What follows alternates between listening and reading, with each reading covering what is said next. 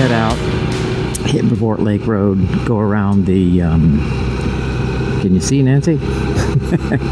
Head around the lake shore, but then we're going to go all the way around and then go north of the lake to the Jack Pine Forest and run some trails up there. So, should be fun. And we'll be back with you later when that happens.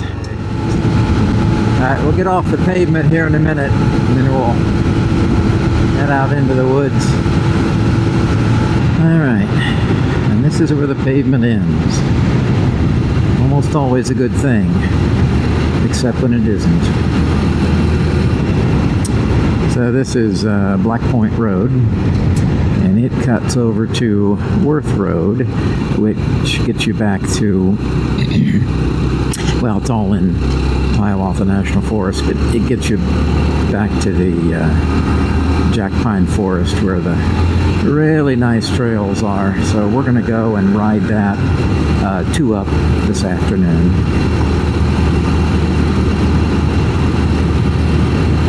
Should be fun. Can you see my partner back there?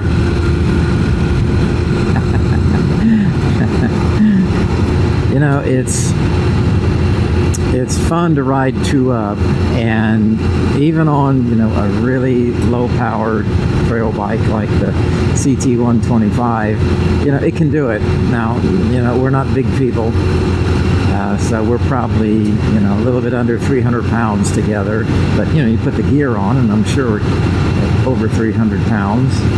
And I know the listed capacity is 265 pounds, but, you know, I'm running a 13-tooth countershaft front sprocket gear, so a little bit more torque with that. And it'll still top out, you know, if you're on level ground, you can still hit 50, maybe 52, of course downhill more, uphill less. But we've never encountered any trail that we're, you know, willing to ride that it wouldn't take us 2-up. And again, you know, I've got Shinko 244s on it, so it grips well off-road, and just an awful lot of fun together. And this is another thing that I love about up here, because you rarely see a car. Except this time. Look at that. There's actually one coming down the road. Is the world going to end? Oh my goodness. So we're heading down, let's see, Worth Road, and then we'll turn right and head back towards, well, it's where the ADV trails are, but also the Jack Pine Forest. Yeah, the North Country Trail crosses right here.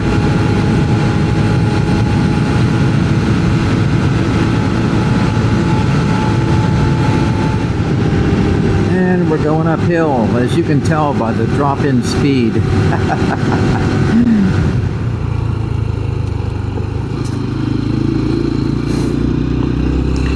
Logging operations, yeah. That happens quite a bit around here. So as you can see, I've changed the angle on the camera just to see what it looks like in this position. Way down low and out front. Don't want to hit that. People have asked me, aren't you afraid to, you know, have the camera out front like that? Yeah, kinda. But, you know, I like to change up the shot angles sometimes. I wish I weren't as lazy about doing it, but I do change it up sometimes. And but I've got a full protective cage on the Insta360, and I've got premium lens guards. Now, as I found out in Utah, that's not a guarantee, because if you take a hard enough hit, you're going to bust the lens guards and the lens, which is what I did. One of them cost me $100 to have it replaced. But for the most part, it'll protect from, you know, all the scratches and scrapes which you commonly get. It's not going to protect you from, you know, some kind of catastrophic hit.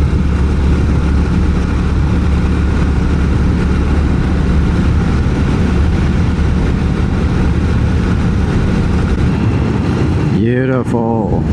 Yeah. So we are heading down. We're in the Jack Pine Forest, and we're heading down. This is just an out and back. It goes back to a campsite. I would call it a jamboree site because it's pretty big.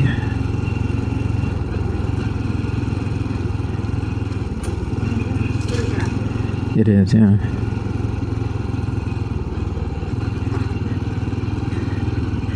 Yeah, and I was here before, and there's a trash on it, but it's nice and cleaned up now. They've got the fire pit all squared away. Yeah, this is nice. Yes, Kenny approved. All right, we're going to park here for a second. But, you know, it's a nice site. Definitely Kenny approved. Yeah. It's only missing a leg. Yeah, it would need a lake. But there's plenty of room, and that's why I was calling it a jamboree site. You could get multiple campers back here. Yeah. You ready to get into the Jack Pine? Yep. Okay.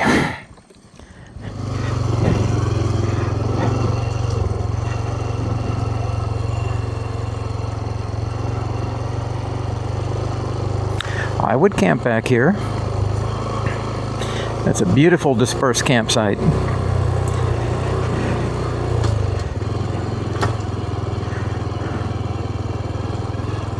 Alright, what are we on? Forest Service Road 3124.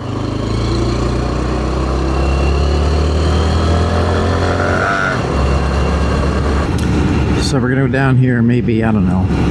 Gaia says quarter mile, half mile, can't tell. And then take a left and go into the Jack Pine trails.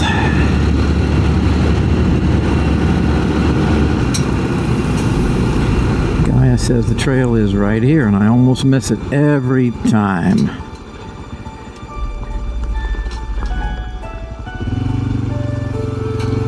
Not quite. Okay.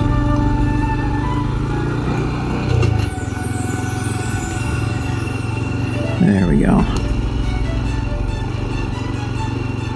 So this is where they've done some, I guess you'd call it clear cutting, although they've left a few trees standing, but they've cut out a section here.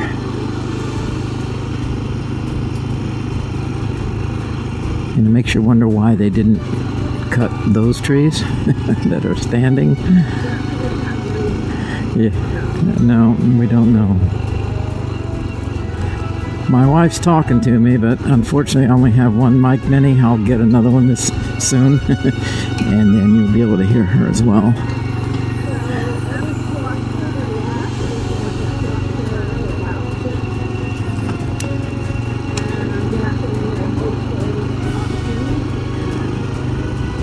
Yeah, that's true. And repopulate. Yeah, they've got them marked with orange.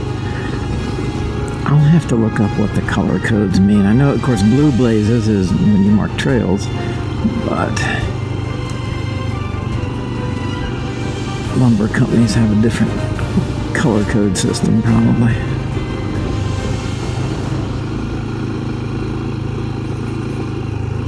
They're getting into a little bit of sand here.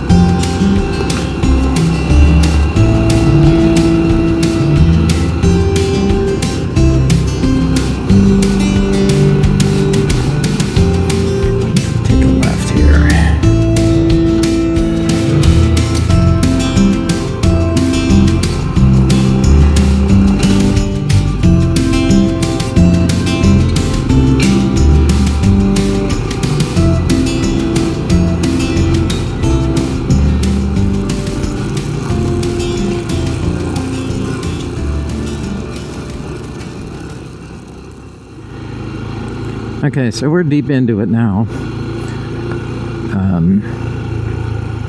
It can get a little bit sandy back in this area, but nothing that the Shinko 244s can't handle.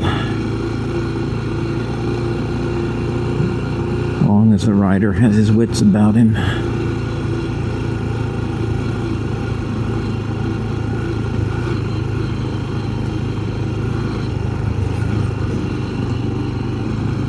There's nothing more fun than getting a couple people on the CT125 and going through the pretty forest, especially once you get clear of the sand patches, which we will right up here.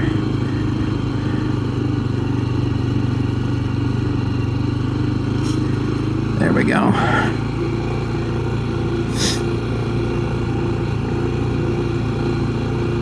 So this is early September, it's 2025, and just an ideal time.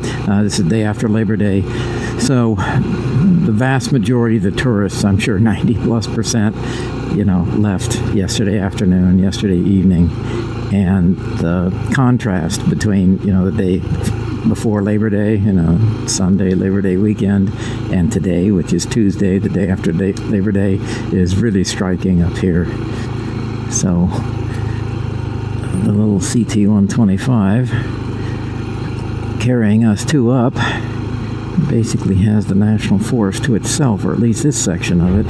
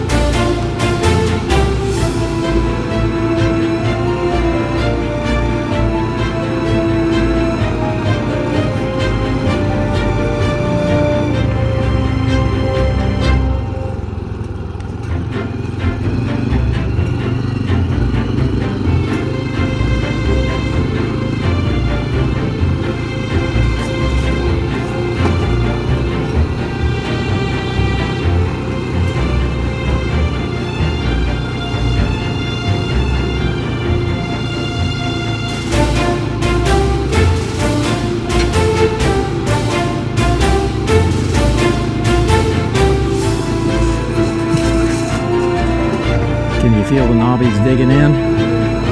Yeah. Sometimes you just have to stop. Put it in neutral.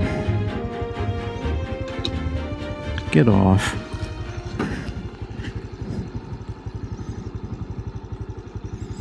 Flip your visor open. And think, how great is this? Pretty cool.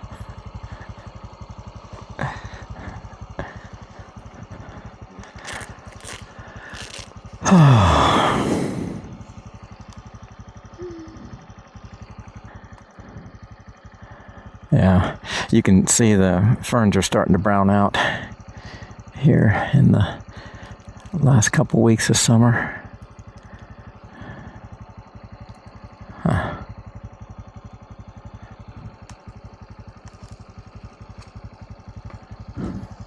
All right.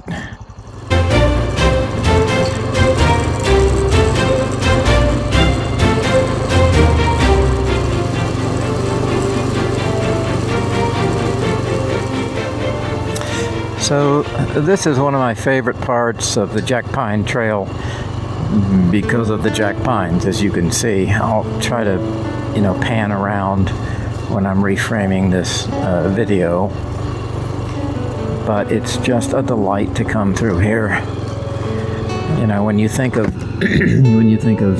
ADV riding in a national forest, this is kind of the image that comes to mind with many of us.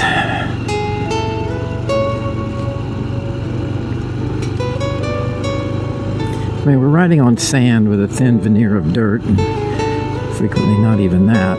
But this part isn't too bad. To the west of here, it's really deep sand. You'll get into an inch, 2 inches, 4 inches of sand, and you just don't want to take a motorcycle in there. That's for the four-wheelers. I've been through it, but it's just not fun because you're always teetering on the edge of laying the bike down, and it's too nerve-wracking. You can get through it. I ran up to Trout Lake earlier this summer, and you have to go through it in order to get to there, and it's doable, but it's not the fun part of the trip. You just have to endure it and get beyond it, and then it's great. But this is just a delight from beginning to end. So I should have the telemetry data recording, and so I'm cruising through here at, I don't know, you'll see it on the telemetry, but I'm guessing 12, 13 miles an hour. Clearing.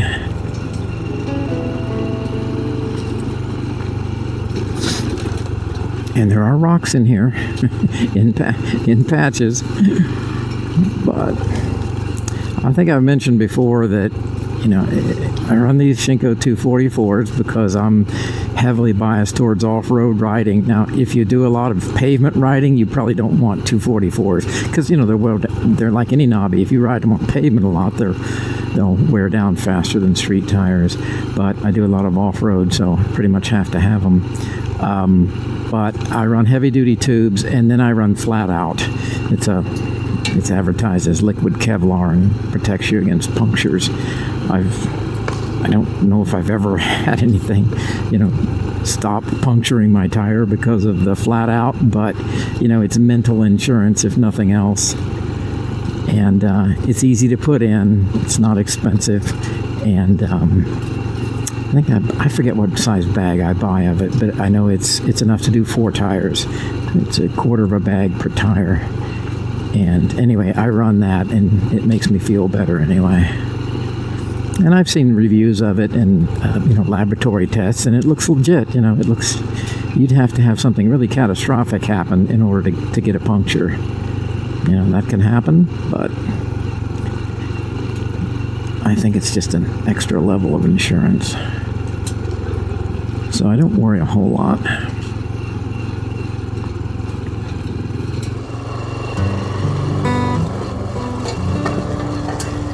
Now, you can tell that this former 2-track has not been used much. See all the nice grass on it? That's how you can tell.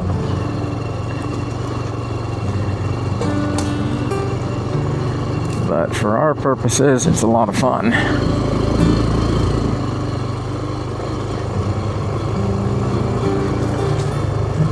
Okay, so we're back out on the Forest Service Road.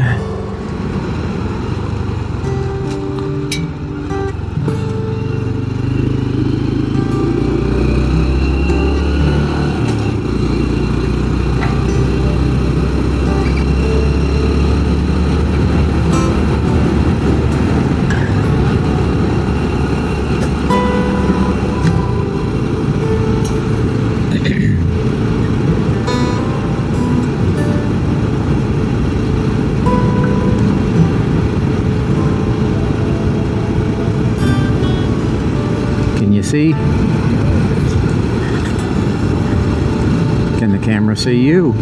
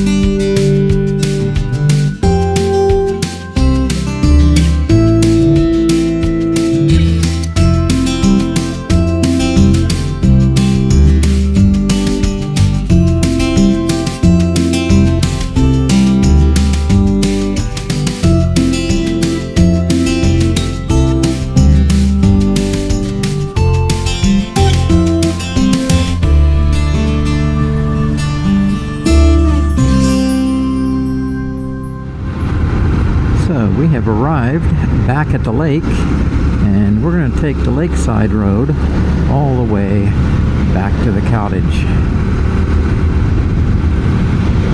because it's pretty on any day. So we're just going around the peninsula on Christensen's Bay, which is at the eastern end of the lake, and then here we come out and you can see the lake again. There it is.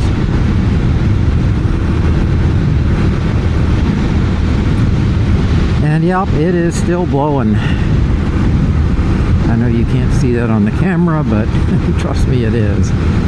I think the wind it's like 20 miles an hour, which across a 5-6 mile long lake will really build up a head of steam.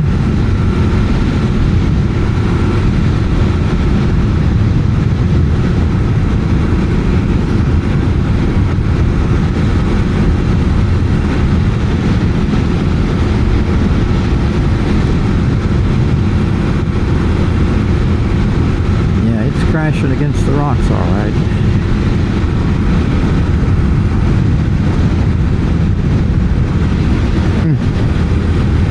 Yep.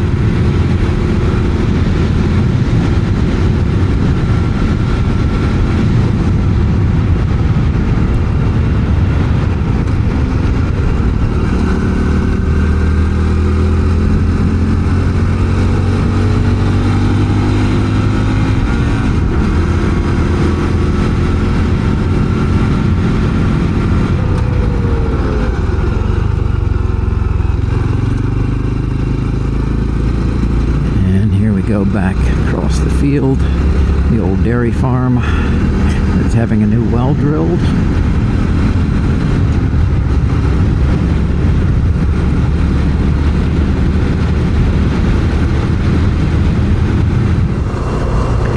My battery is almost out. Will it last until we get back to the lake, or to the cabin?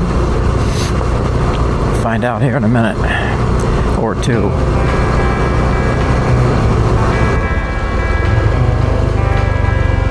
And we're home.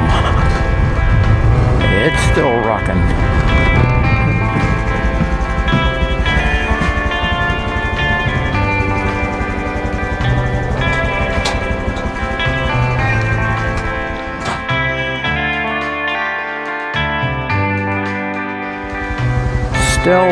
Still rolling pretty good, isn't it? Ay, ay, ay.